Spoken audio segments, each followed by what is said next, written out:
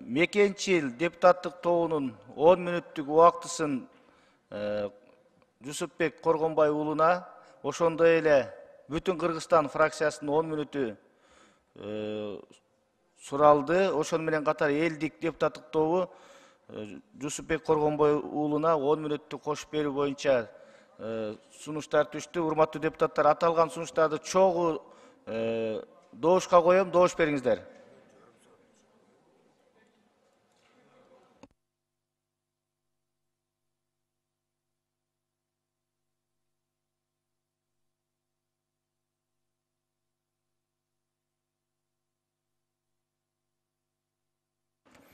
Макул 72, каршы жок бар 72 катталды 80. Ирети менен сөз берем. Урматтуу Жусупбек мырза, келсеңиз болот.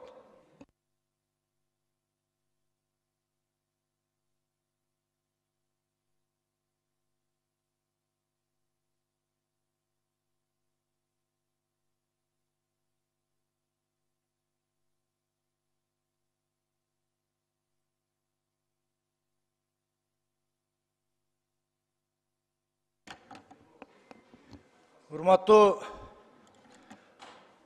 Кыргыз элим,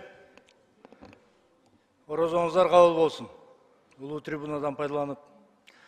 Урматтуу депутаттар, урматтуу президентибиз Садыр Нуркожоевич, урматтуу биздин Жогорку Кеңештин төрагасы Нурланбек Тургунбекович, урматтуу биздин эң бир азыркы өткөл мезгилде таанымал болуп аткан Камчыбек Кыдыршаевич генералыбыз. Мен бул кайрылууну сиздердин алдыңыздарда ортоңку трибунага чыгып айтууга мажбур болдум. Менин бир дагы бир тууганым, жолсо досум, жарым bir медициналык кызматкер эмес. Кече жакында көрдүңүздөр, өткөнкү сессияда жанагы Алымкадыр Бейшеналиев боюнча айтылган маселелерди сотко берип, эми могул бүгүнкү айтылгандан кийин мага деметип Гаагадагы трибуналга берсин. Урматтуу Садыр Нуркожоевич, мындан 3 жыл мурун Кыргыз эли чоң үмүт менен митингтерге чыгып атып, өзүңүз саясий заказын айынан 3 жыл, 4 жыл чоң бир кыйынчылыктарга душар болуп, камакта жаткан жериңизден эл көтөрүлүп чыгып, сизди болуп көрбөгөндөй шайлоолордо активдүүлүгүн көрсөтүп, 80%тен ашык эл сизди жан дили менен колдоп президент кылган. Материалдык кызыкчылыктарды атка таштап, жан дили менен президентибизге ишенип, жалпы мамлекетте өзгөрүү болсун деп элдин ишеними чоң болуп келген. Мен дагы ошол шайлоодо жигердүү катышып, добуш берүү өнөктүгүнө күбө болгом. Кудайга шүгүр, элдин ишеними акталганга аракет болуп, өлкөбүздө чоң реформалар жүргүзүлүүдө. Алсак кумтөрдү айтпаганда да көмүскө экономиканы ачыкка чыгаруу, элдин социалдык абалын жакшыртуу жаатына көп иштер жасалып, айрыкча коррупцияны жана уюшкан кылмыштуулукту түп тамыры менен жоюу аракети күчөтүлдү. Жыл сайын жүздөгөн социалдык объектилер салынып, өлкөбүздүн куралдуу коргонуу күчтөрү күчөтүлүүдө жана күч түзүмдөрүнө техникалар жана башка тармактарга жаңы техникалар алынып, авто чыгаруучу заводдордон баштап, өмүрүндө ремонт көрбөгөн сирктен баштап, алыскы толуу аймактардан бери социалдык объектилер курулуп жатат. Бирок ошол эле учурда ушундай бир өткөл мезгилде, bir Kırgızstan silkinip bir butuna turar gezde eldin arasından, yol bolsa ошо команданын arasından satkınlar çıgat eken. Орусчасы предательдер. Бул предательдин бири Алымкадыр Бейшеналиев. Алымкадыр Бейшеналиевди айтар элем. Бул киши жумушка келгенден бери президенттин ишенимине кирип, анын атын сатып, мамлекеттеги эң маанилүү саналган саламаттык сактоо тармагын жалпы системасын талкалап бүтмөй болду. Туугандар, мен убакыттын тардыгын эске алып, анча-мынча эле фактыларга таянып айтып кетейин. Биринчи, өткөндөгү сессияда айткан, бул прямой связан с ОПГ деп. Мен ар бир сөзүмө значогу жоксуз дагы далилдеп жооп берип жүргөн жигитмин. Депутат болгонго чейин дагы. Бул Алымкадыр Бейшеналиев ОПГ менен тыгыз байланыштуу экендигин бул уялбастан мени сотко берди. Ал айтты. Гиппократтын антын ичкем, ошон үчүн мага келген кылмыш дүйнөсүнөн болобу, башкасынан болобу мен операция кылганга мажбурмун дейт. Кыргызстанда мыйзам бар. Ар бир кылмыш, могул жерде генералдар отурасыздар. ДТП болобу, ножевое ранение болобу, огнестрельное ранение болобу, он должен фиксироваться правоохранительными органами. Немедленно должен сообщаться Минздрав тарабынан. А бул үйүнө бекитип, көрүнгөн жерде операциялар жасап, ал Гиппократтын антын эмес, ал АКШнын долларына жасап жүргөн ал операцияларды. Элдин башына айландырбасын. Эч кандай, мисалы 47-чи колония менен Мед Академиянын ортосунда келишим болгон деп айтты. Мына, мен колумда Бейшеналиевдин да каты турат, могул жерде ректор Кудайбергеновдун каты турат, мен запрос жибердим. 47-чи колония менен Мед Академиянын ортосунда эч кандай келишим түзгөн эмес. Ал берген интервьюсунда айтып атат, мен келишимдин негизинде операция кылчу элем дейт. Жалганды башка жака барып айтсын. Андан кийин ошол эле учурда бизде маркум болгон Дөчүңгүз деген ОПГнын лидери болгон. Ысык аталык. Ушул Дөчүңгүздүн балдарынын бири. Азыркы кезде министрдин оң колу болуп, кеңешчиси болуп отурган Ринат деген жигит бар. Мавлянбай уулу. Эгерде фамилиясын мен тактаганга аракет кылдым, Мавлянбай уулу Ринат, бул жигит өмүрүндө госслужбада иштеген эмес. Болгону зубной техник. Бирок Алымкадыр Бейшеналиевдин 4 замминистрине карабастан жалаң кадр маселелерин жана башка чорный иштерин ушу жигит аркылуу бүтүрөт. Суд медэкспертизаларын, урматтуу могул жерде отургандар, сыйлап сүйлөбөй турсаң. Суд медэкспертизалардын справкаларын баарын через ОПГлардан келген түшкөндөрүн ошол Ринат бүтүрөт. Убагында Азиз Батукаевди медициналык жасалма документ менен Кыргызстандан сопровождение кылып чыгарып жиберген болчубуз. Эч кандай кепилдик жок азыр. Соттук медициналык мафиянын аркасынан ОПГлардын чыгып жаткандыгы. Ошондой эле бул Ринат министрдин советниги. Активдүү ОПГнын мүчөсү Момунов Мамазыр Орунбекович деген мурда көп жолу кылмышка жоопко тартылган, оор кылмыштарга ОПГнын активдүү мүчөсү.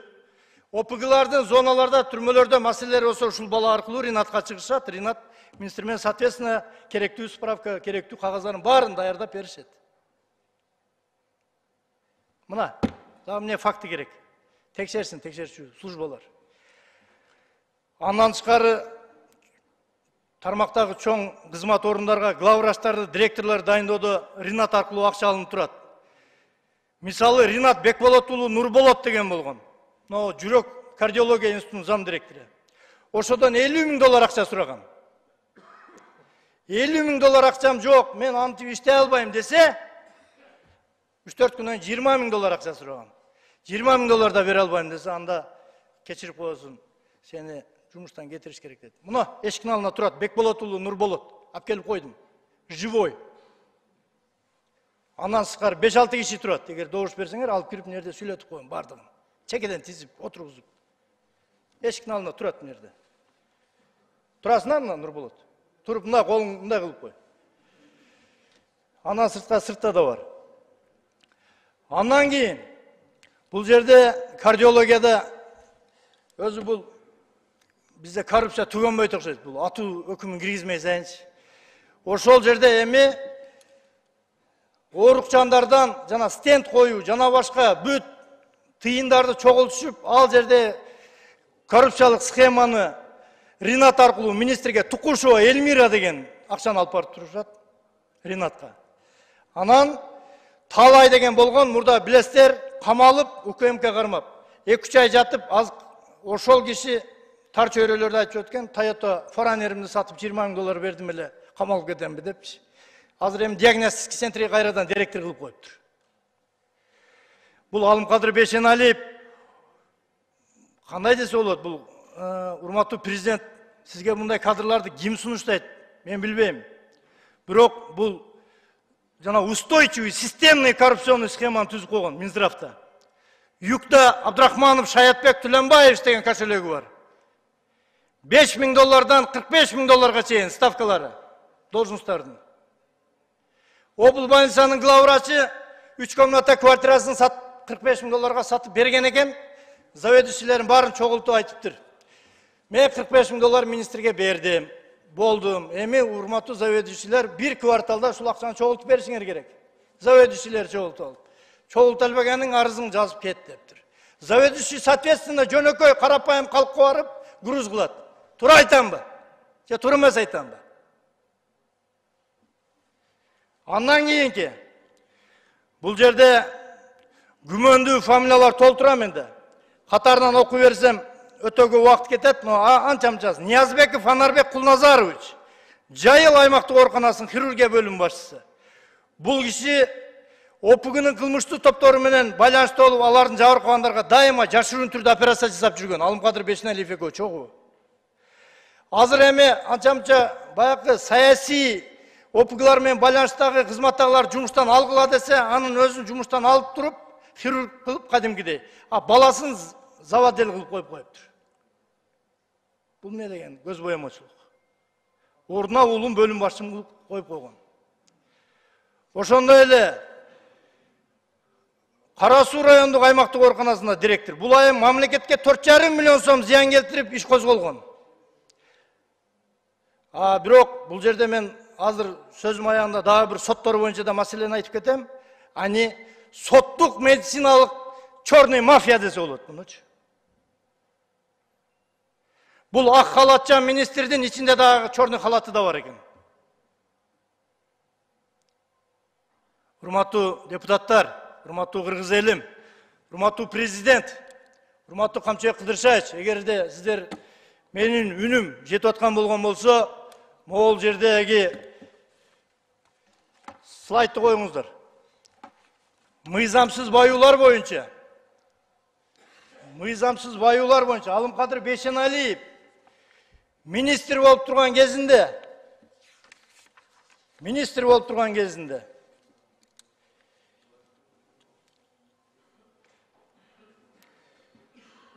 жекеменчик чет элдик компаниялардан 2,460,000 доза вакцинасын 1,581,471,315 сомго сатылып алынган. Түшкөн акча каражаттары офшорго кеткен.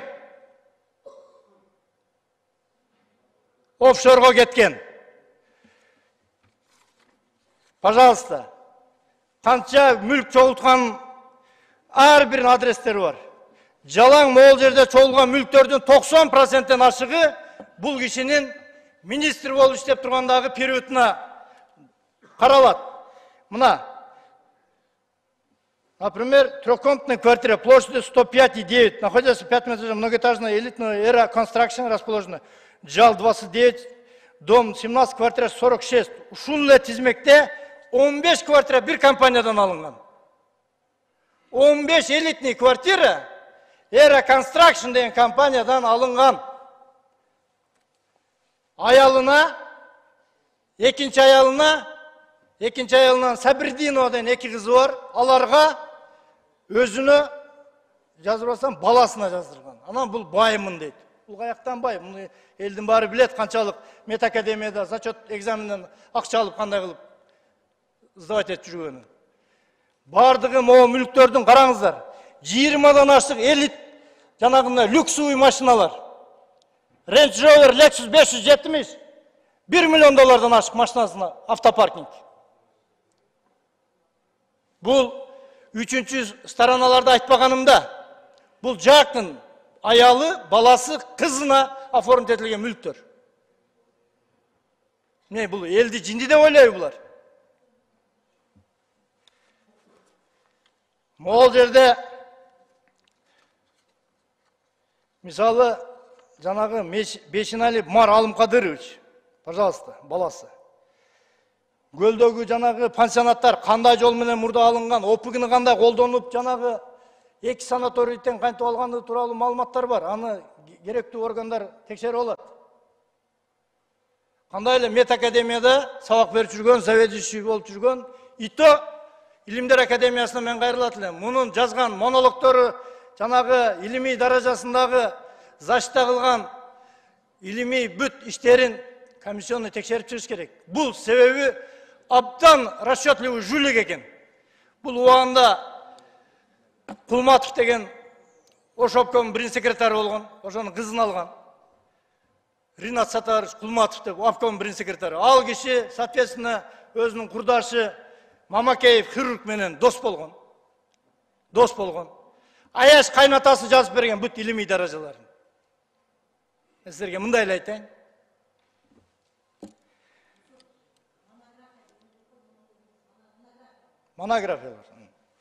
Монографияларын. Эми бул жерде коррупция боюнча көп маселелер бар. Бул Алымкадыр Бешеналиевдин жүргөн жери коррупция экен. Садыр Нуркожоевич өзүнүн саясий эрки менен кумтөрдү кайтарды. 100%. Бул өтө чоң жумуш. Ошол кумтөрдөн пайдаланып, Акаевдин заманынан бери оңдолбой келген алтын балалык деген бар эле, көлдө билесиздер, э? Ошону ремонт кылып берди. Ошого 300 миллион сом акча бөлүп берди президент. Ошол 300 миллион сомду да уруп кетти бул жагын. Балбак Зарлыкович, сиз көлдүн депутатысыз. Барып текшерсеңер болот менин могул сөзүрмө. Мына мисалы 300 миллион сомдун курулуш иштерине бөлүнгөн. Алымкадыр Бешеналиев өзүнүн баласынын фирмасы аркылуу аны ремонт иштерине киргизген. Баласынын фирмасы аткарууга алып, ошол иштер сапатсыз, жарым-жартылай жасалып, 150 миллион сомго чукул акча каражаты урдалган. Долбоордо көрсөтүлгөн курулуш материалдарынын ордуна сапатсыз материалдар колдонулган. Элементарный мисалы керамикалык кафелдин ордуна сапатсыз линолеумдер төшөлгөн. Эшик жана ички жанакы материалдарды айтпай эле коелу. Натыйжада мурдагы директор Алымкадыр Бешеналиев менен азыркы директор Замир Асанбаевдин ортосунда кабыл алуу актысына кол коюлбай талаш-тартыш жаралып келет да сих пор. Азыркы директорун. Эми Алтургай алтын балалыкка келген мебелдерди Алымкадыр Бешеналиев Бишкектеги үйүнө таштып кеттир. Мебелдерди. Анын ичинде нан бышыруучу производственный шкаф да бар экен, балдарга нан бышырып берүүчү. Ал шкафты дагы мебелди да алып келип бер деп хутордук складтын башчысы бар экен, Нургүл деген эже. Кайра чалат экен, эртең бүрсүгү менен мебел дагы кайтпайыптыр, шкаф дагы берилбептир. Ал кеткенге жараша бүт мебел себели менен тазалап кеттир, баягы кымбатыраак мебелдер. Бул эмне деген пастык? Ошол эле учурда эл аралык жанагы донорлордон, жанагы Кызыл Жарым ай деп коелу, ошондой коомдордон көптөгөн гуманитардык помощтор, матрастар жана башкалар келет экен. Аны бухгалтери Салтанат деген Акматова Салтанат экөө сатып Салтанат министр менен иштеген кезде эле сразу 2 этаж үй салыптыр. Аны ГКМ текшерсе болот. Ал эле эмес легендарлуу ушул ак үйдө тосмо бар эле. Башынан 3 революция өткөргөн тосмо. Ушул тосмону управделами ошо алтын балалыкка берген. Аны да эптеп-септеп тосуптур дагы, калганын кыркып металлга сатышыптыр жана Акматова Салтанат экөө. Бул эмне деген нерсе бул? Бул өмүрүндө бир ачка кишилерди алып келип алганбызбы? Легендарлуу сиздердин заборуңуздарда бөлүп ачкан сатып жүрүштүр баягы Акматова Салтанат экөө. Буга көрсөтмө бере турган кишилер толтура ошол жерде. Кайсы жака барып саткандан бери. Ошондой эле туугандар, бул көз боемочулугу токтобойт экен. Бизде ФОМС деген бар, билесиздер. 92-91 жылдары бул защищенный статья болуп түзүлгөн. Ошону Бул через Минздрав ушунун акчаларын, бул акчага той болгон киши окшойт. Бул Минздрав аркылуу өтсүн тигинден мындай деп атып, элдин баарын башына айландырып атып, эми мүмкүн жана фармация деген ишкананы президентибиз, Кабминдин башчылары туура эле ойдо жанакындай кылышкан, түзүшкөн. Ошол бирок ал жерде уставына көрсөтүлүп турат. Производительдерден, дүйнөлүк производительдерден фармация прямой контракт менен арзан дары-дармектер обеспечить этсин Кыргызстанды деп. Тилекке каршы фармацияда андай болбостон, посредник частный фирмалардан срогу бүтөйүн деген дарыларды фирмаларда жин эмес да. Мамлекетиңе өлүп кетет. 1 ай, 2 ай, 1,5 ай калган кымбат баалуу ар кандай дары-дармектерди жанагы Элеман деген мамлекеттик аптека деп пиар кылып атпайбы? Ошолорго өткөрүп коет. А бул фармация жанагы Элемандын логистикасы, склады, транспортировкасы эч нерсеси чечилбестен туруп, ушуга аракет кылып, азыр мамлекеттик ооруканаларда дары-дармек дефицит. Элементарный жүрөгү кармаса изакет жок. Врачтар перчаткасыз иштеп аткан жерлер бар. Не деген бул башаламандык? Эми бул Элеманга Эрай деген компаниясы аркылуу алынат. Эрай кимдин компаниясы экен ал такталып атат азыр. Менде да маалыматтар бар. Эрай 80% поставка кылат. Осо Эрай. Эрайдын Алымкадыр Бейшеналиевдин үй бүлөлөрүнө белек печкектерди дайыма берип, жакын мамиледе экендигин биздин өзүбүздүн булактарыбыз тактап беришти. Жусупбек мырза, 1 мүнөт кошобуз. Оюнтун 20 мүнөт сүйлөдүңүз. 1 мүнөт кошуп берейли, оюңузду жыйынтыктаңыз. Кайсы фракция доошун 10 мүнөтүн берип турчу, бүтүрүп алайын. Аматалиев, чыгып айтып кой.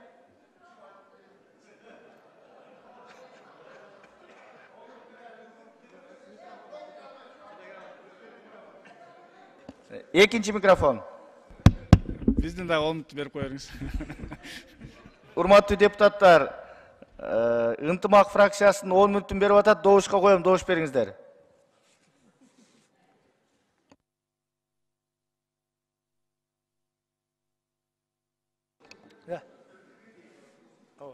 Эми бул фармация боюнча өзгөчө иштер көп. Эң бир да маанилүү маселени айтып коеюн. Билесиңер, Алымкадыр Бейшеналиев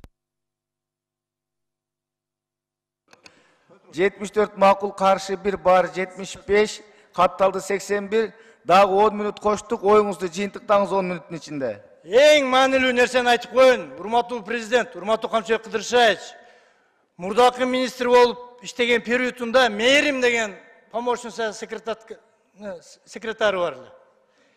Ошонусу вымогательство взятка менен кармалган. Бирок сот актап жиберген.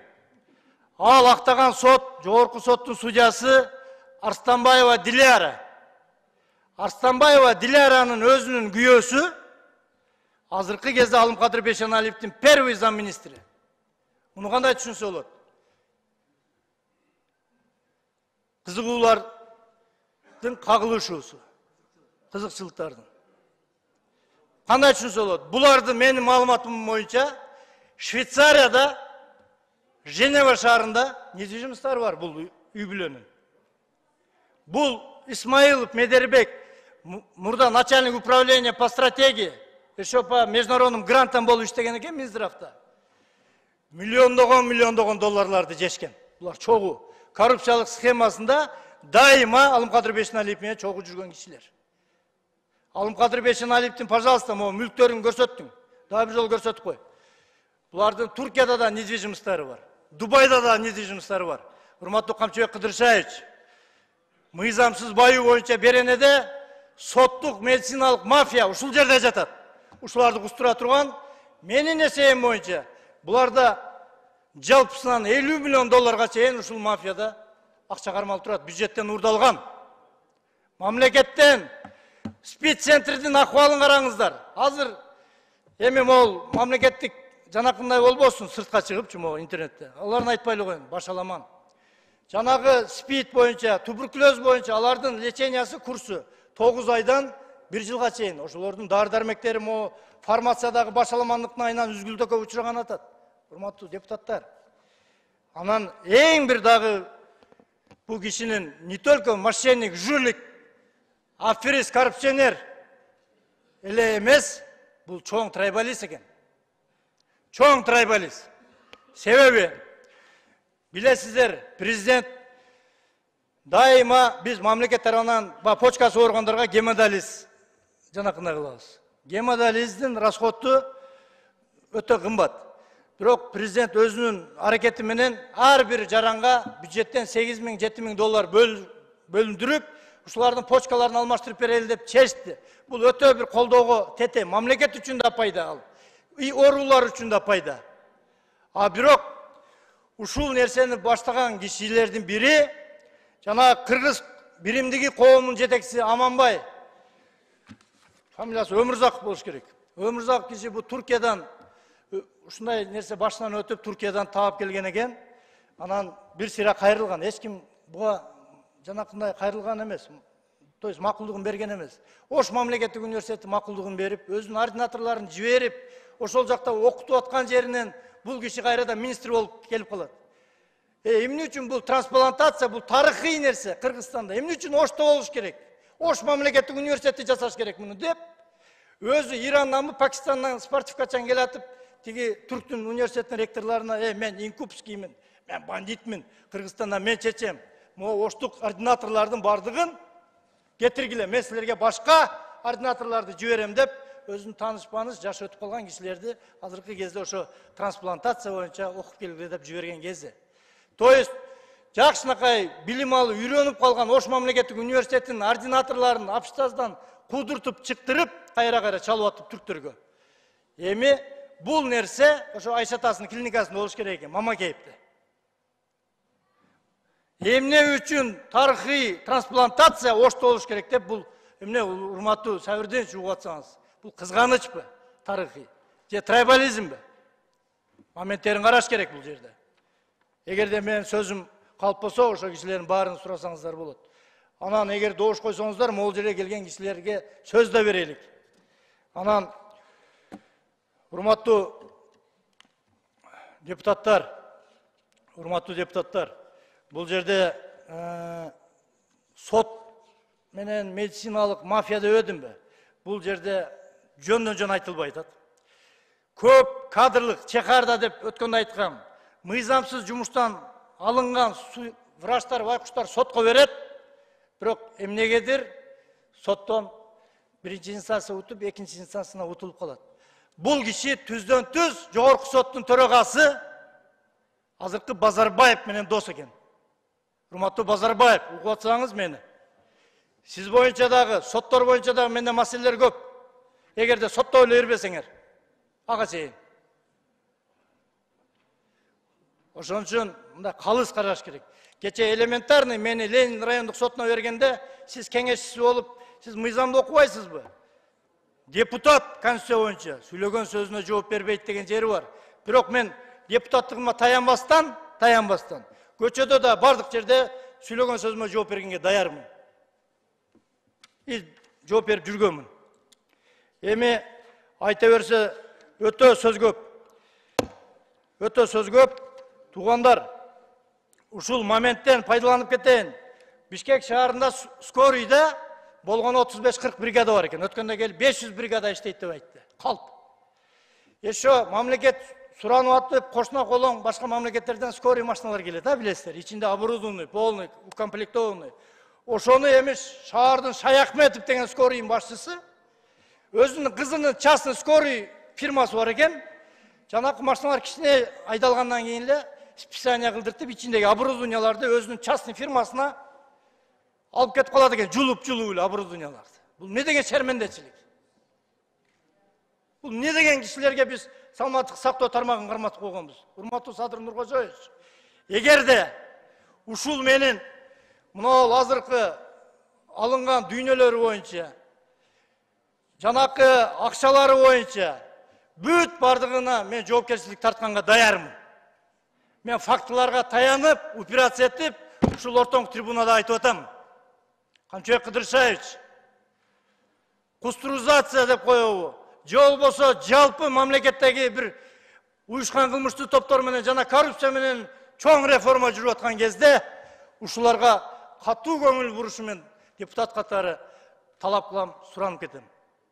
Мен дагы Ноокат районунан бир мандаттуу шайлоодон келген жигитмин. Аркамда 10 миң, 20 миң калкым бар. Ошолордун ишеничин актайын деп мен ушул жерде турам. Өмүрүмдө биринчи жолу бюджеттен депутат болуп айлык алдым. Менин бир туугандарым, же болбосо бир туугандарым бир медиги жок. Же болбосо бир мамлекеттик кызматта турганы жок.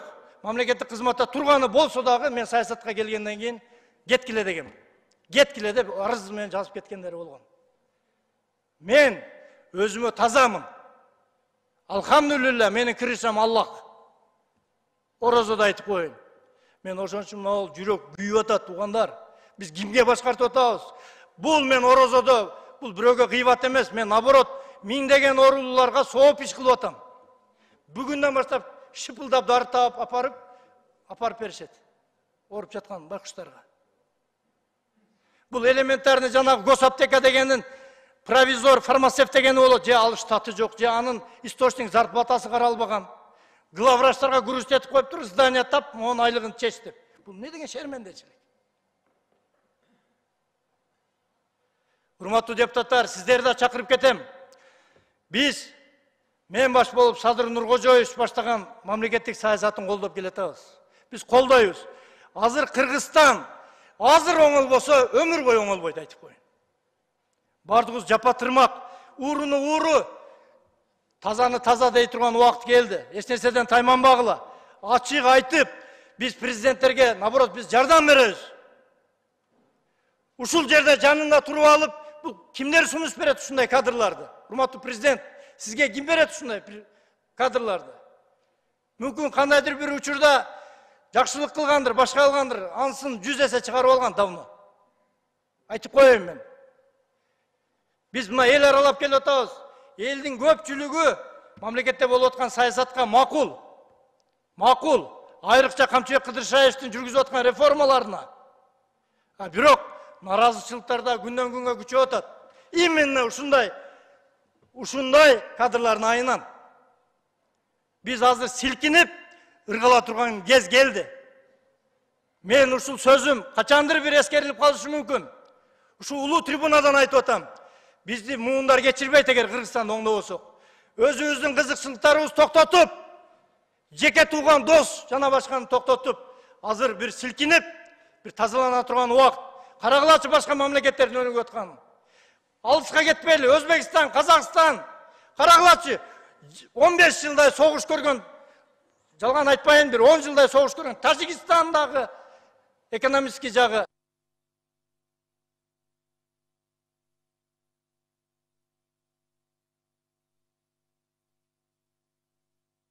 Рахмат.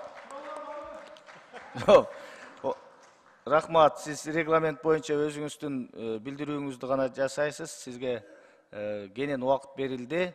Рахмат. Урматтуу депутаттар,